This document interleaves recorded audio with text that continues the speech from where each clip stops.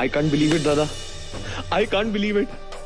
मतलब आप जिस लड़की से प्यार करते हो वो लड़की और कोई नहीं, हमारी जादूगर है। हाँ भी, और सबसे पहले मुझे तुझसे और वसु से माफी मांगनी है। मैंने फालतू में गुस्से में तुम्हें बहुत बुरा बोल दिया, तो माफ कर दे।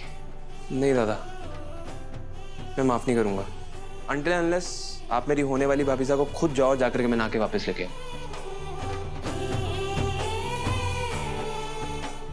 वही तो करने जा रहा हूँ। अब जल्दी से चल, इससे पहले वसु मौके निकल जाए। चल चल चल चल।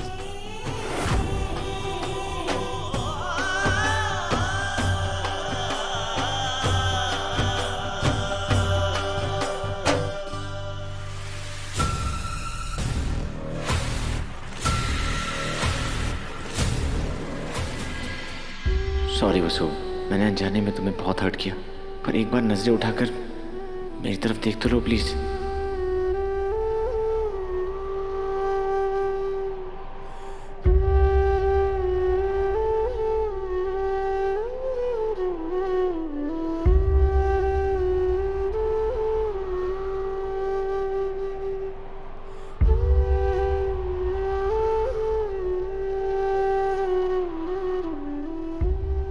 कल जन्माष्टमी का पावन त्योहार है और इस बार की जन्माष्टमी बहुत खास होने वाली है।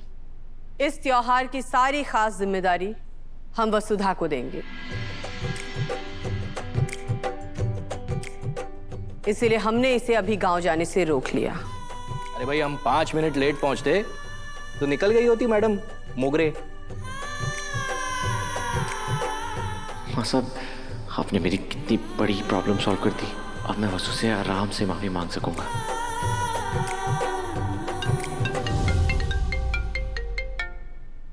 दिल्ली से क्लाइंट का कॉल। हाँ सिंघल साहब, आपने अचानक कॉल किया, बताइए क्या बात है। देवांश जी, एक खुशखबरी है।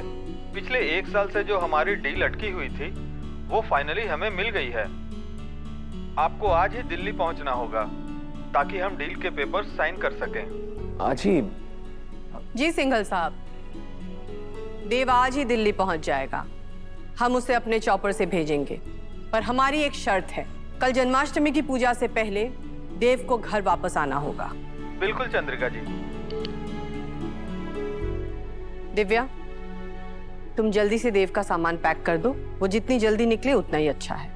जी बस, आप भी आइए प्लीज।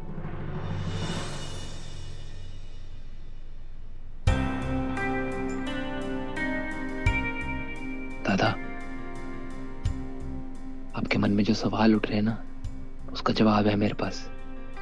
देखो, आप कल किसी भी हाल में जन्माष्टमी की पूजा से पहले तो लौट ही आओगे, और मासा वसु को किसी भी कीमत पे पूजा से पहले निकलने नहीं देंगी।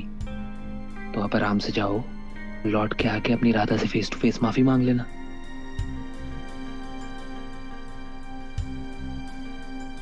छोटे हुकुम, गाड़ी तैयार।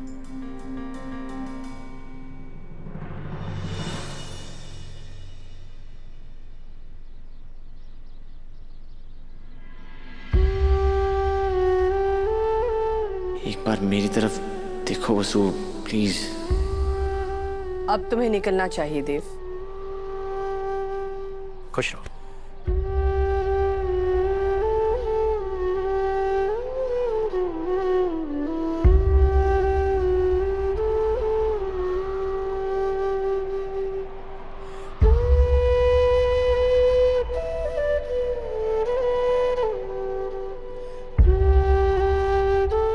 देवांश सिंह चौहान, इतने दिनों तक तुमने अपने प्यार को नहीं पहचाना, जबकि वो तुम्हारे इतने करीब थी।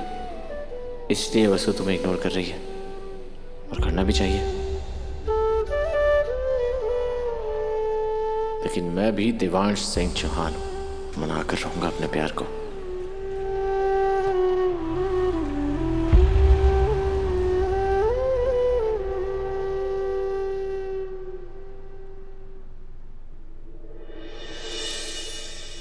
आज सबके लिए दिव्या जी की फेवरेट कोल्ड कॉफी आ रही है और मैंने बनवाई है अपने हिसाब से। वाह जादूगर, आन दे।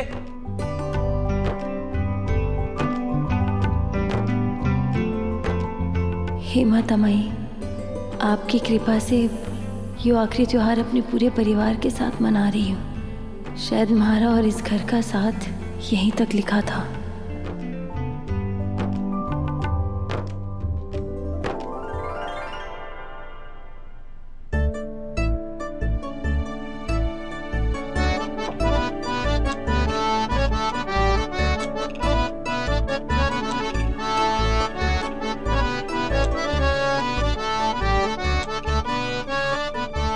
Thank you.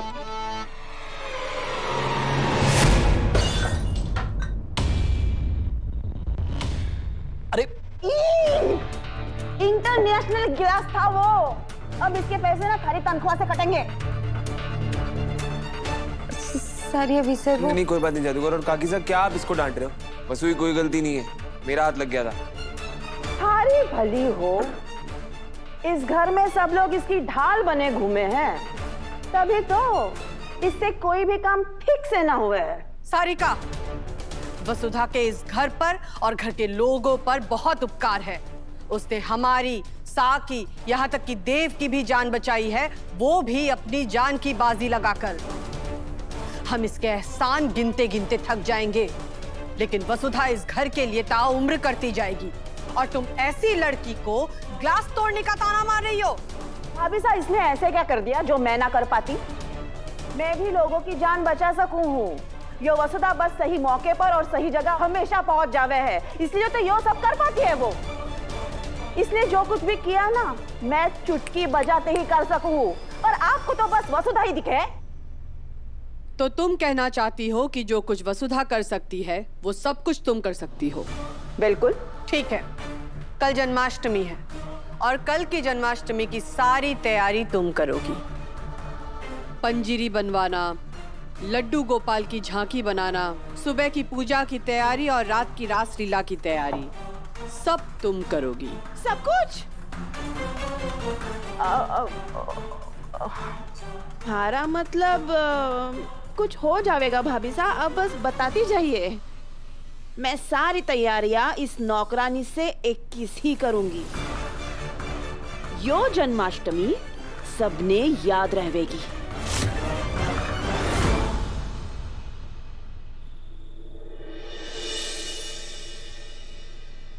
बाबू साहब शुरू कीजिए, मैं अभी आई। बैठ।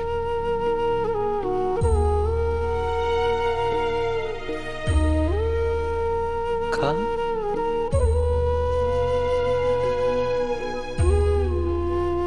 कल जन्माष्टमी मनाकर तो सचमुच गांव चली जाएगी? वसु, चल, छोटी भाभी बुला रही है सबको, जन्माष्टमी की तैयारी करनी है। बाबू साहब, मैं कोठी जाकर आऊं? जा।